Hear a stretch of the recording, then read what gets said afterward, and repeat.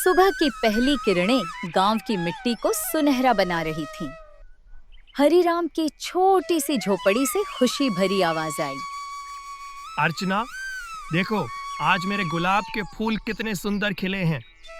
हरिराम ने उत्साह से पुकारा। अर्चना झोपड़ी से बाहर आई, आंखें मलती हुई। सारी रात इन्हीं फूलों के सपने देखते रहे। अब सुबह सुबह इन्हीं की चर्चा। इन फूलों को ही अपनी बीवी बना लो तो। हरिराम हंस पड़ा। अरे भाग्यवान, यही फूल एक दिन हमारे लिए अच्छा घर और नए कपड़े लाएंगे। अर्चना थोड़ा नाराज होकर बोली। हाँ, पिछले 12 साल से यही सुन रही हूँ। न फूल बिके न गहने आए, बस ये पुरानी झोपड़ी और फटे कपड़े ही हैं। हरिराम ने पत्नी का हाथ थाम लिया।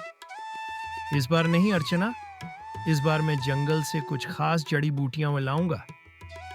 वैद्य जी ने बताया था ना, सफेद मूसली की कीमत बाजार में बहुत ज्यादा है। पर जंगल में तो खतरा है। अर्चना की आवाज में चिंता घुल गई। कल ही तो श्यामू के लड़के ने बताया था, उधर एक बाघ ने किसी को घायल कर दिया था। झूठी अफवाहें हैं सब। हरिराम ने हल्के से हाथ हिलाया। मैं दिन ढलने से पहले लौट आऊंगा। तुम बस मेरे लिए थोड़ी दाल रोटी बना देना। दोपहर हो गई थी। सूरज सिर के ऊपर था। हरिराम जंगल में धीरे धीरे चल रहा था। वह ध्यान से पेड़ों और झाड़ियों के बीच देख रहा था, शायद कोई खास जड़ी बूटी मिल जाए। तभी उसे किसी के कराहने की आवाज सुनाई दी। हरिराम चौंक गया। ये कैसी आवाज है? कोई जानवर तो नहीं फंस गया? हरिराम धीरे से बोला। वह झाड़ियों को हटाकर आगे बढ़ा। सामने का नजारा देख उसकी आंखें फैल गईं। एक नन्हा सा हाथी, शायद कुछ ही महीने का, लोहे के जाल में फंसा हुआ था। उसका एक पैर बुरी तरह घायल था, खून निकल रहा था।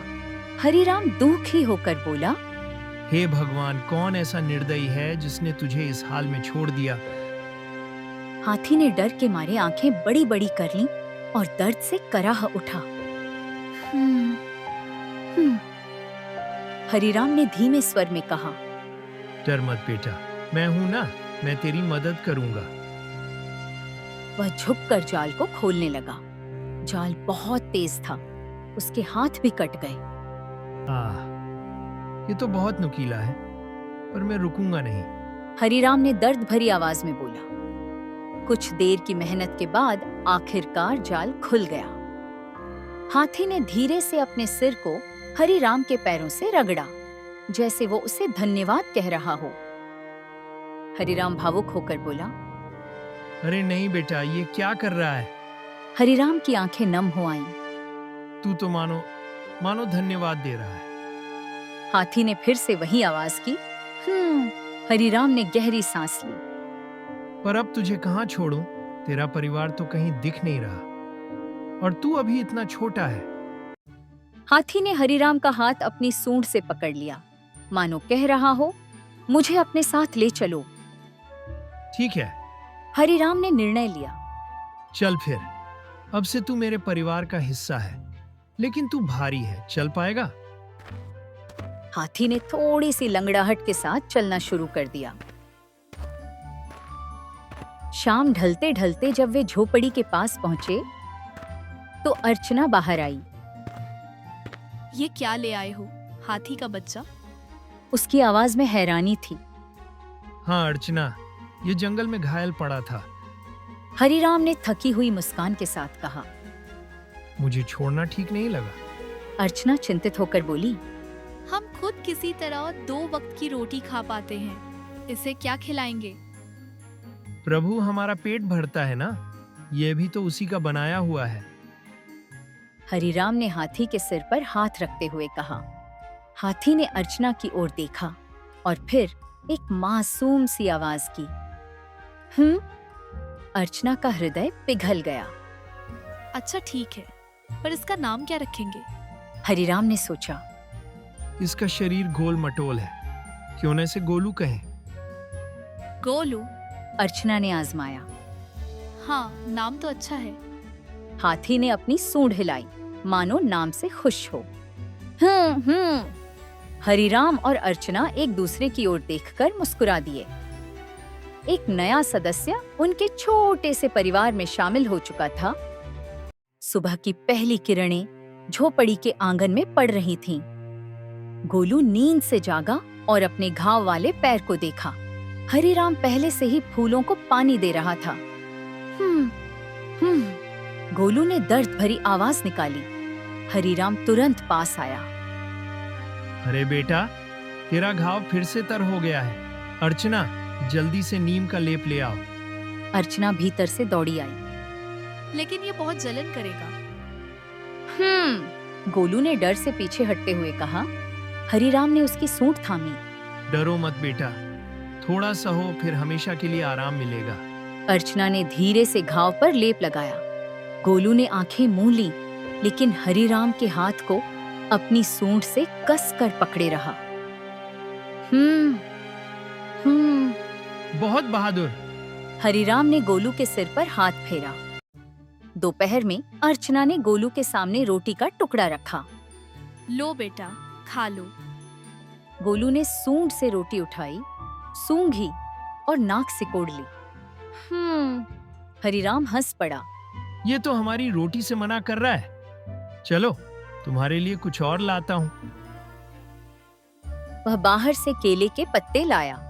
गोलू ने खुशी से उन्हें चबाना शुरू कर दिया।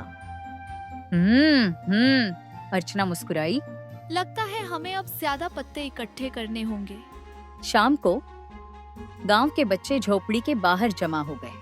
हरिराम काका, क्या हम गोलू के साथ खेल सकते हैं? रमू ने उत्साह से पूछा।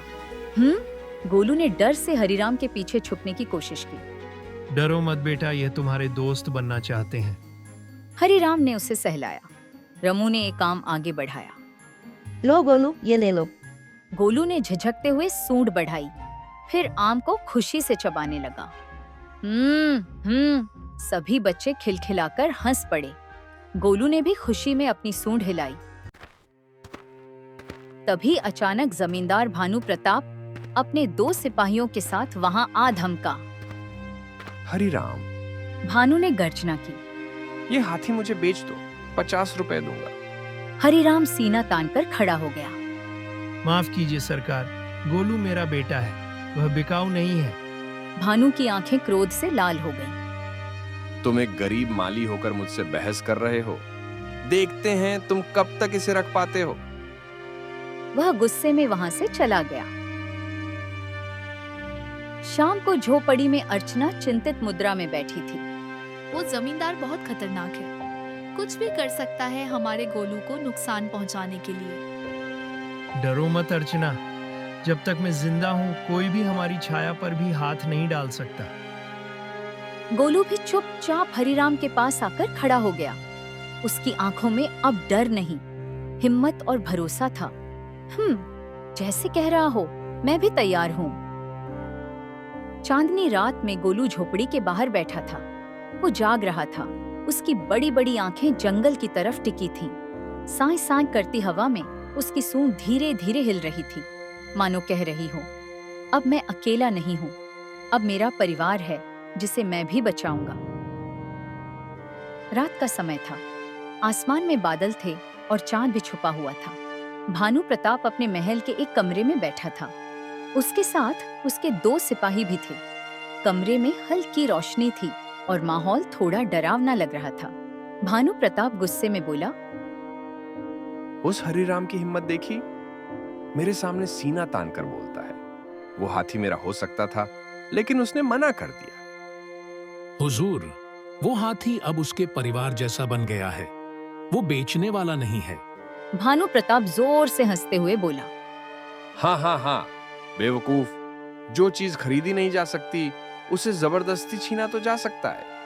फिर वह खिड़की के पास गया और दूर खेतों की तरफ देखने लगा और फिर धीमी मगर खतरनाक लहजे में बोला, आज रात जब सब सो रहे होंगे, हरिराम के खेत में आग लग जाएगी। सिपाही चौंकते हुए बोला, सरकार, अगर आग ज्यादा फैल गई तो? भानु प्रताप गुस्से में चिल्लाया, झोपड़ी को हाथ मत लगाना।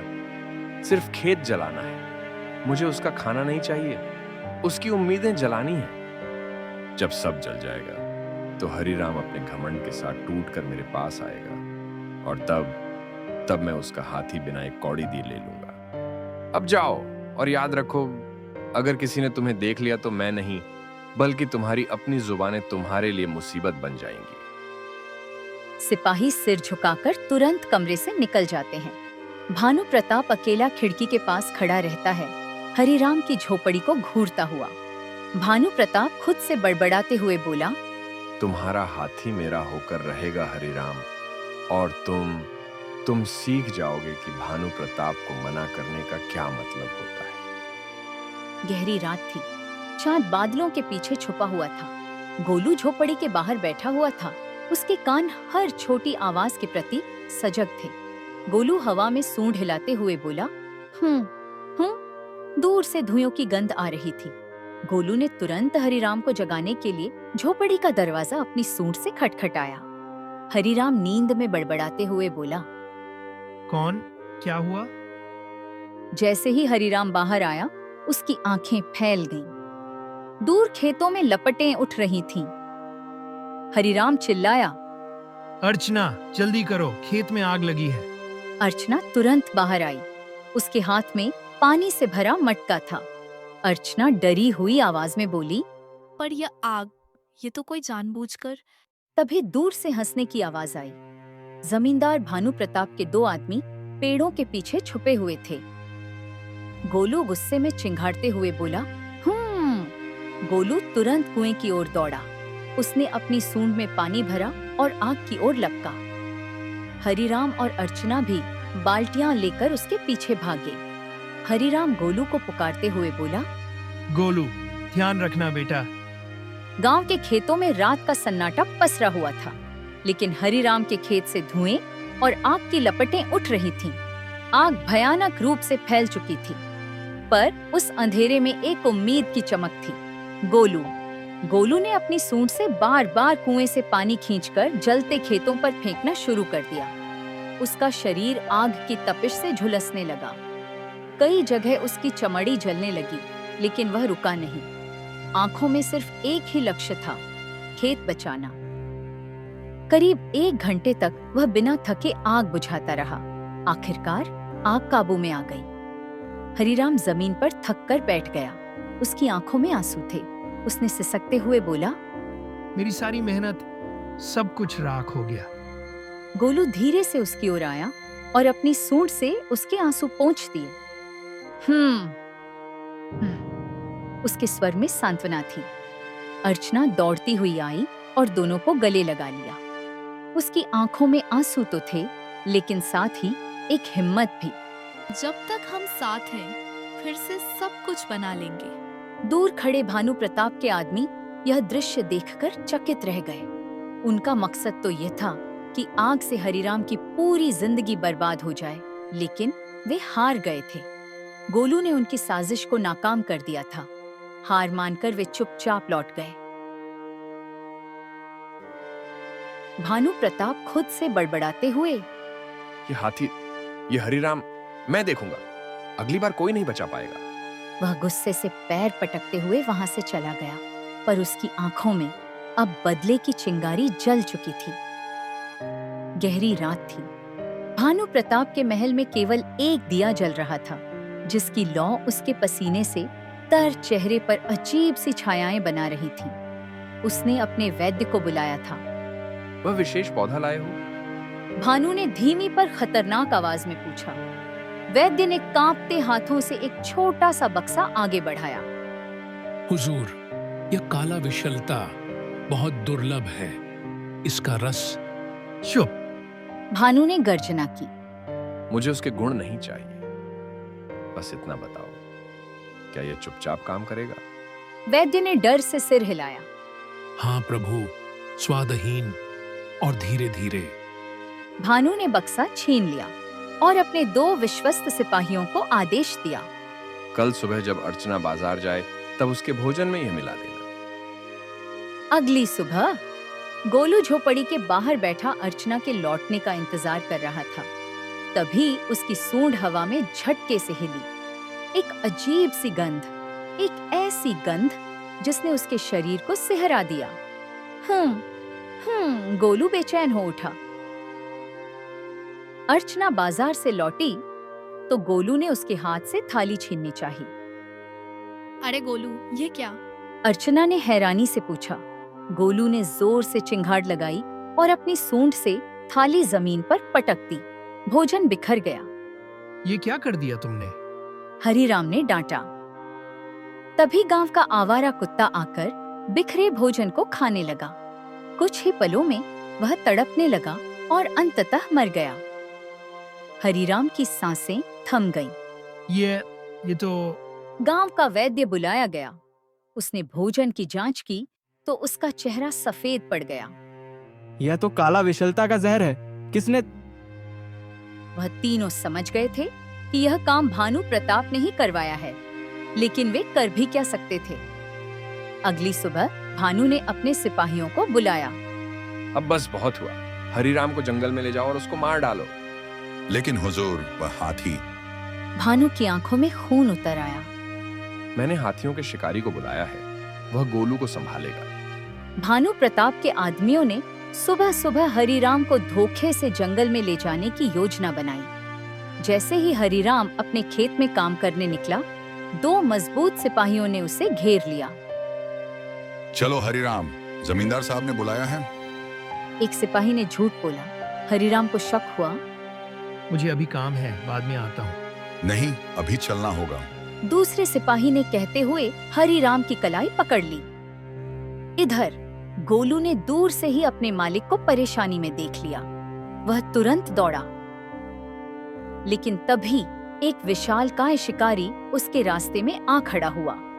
हाँ, यहीं रुक जा छोटे हाथी। शिकारी ने अपना बड़ा सा अंकुश हाथ में लहराया। मैं तुम जैसे सैकड़ों हाथियों को पकड़ चुका हूँ। गोलू ने गुस्से में चिंगाड़ लगाई। उसने शिकारी पर हमला किया, लेकिन शिकारी ने चालाकी से एक जाल फेंका जो गोलू के एक पैर में फंस गया, जबकि गोलू जाल से छुटकारा पाने की कोशिश कर रहा था। सिपाही हरिराम को जंगल की गहराइयों में ले गए। उन्होंने उसे एक पेड़ से बांध दिया। अब तुम्हें कोई नहीं बचा सकता। एक सिपाही ने कहते हुए चाकू निकाला। तभी गोलू की भयानक चिंगाड़ सुनाई दी। वह जाल फाड़कर वहां आ पहुंचा था। उसने एक सिपाही को सूंड से उठाकर पेड़ पर पटक दिया। दूसरा सिपाही डर के मारे भाग खड़ा हुआ। हरिराम ने गोलू को गले लगाया। तुम आ गए बेटा, मैं जानता था तुम आओगे।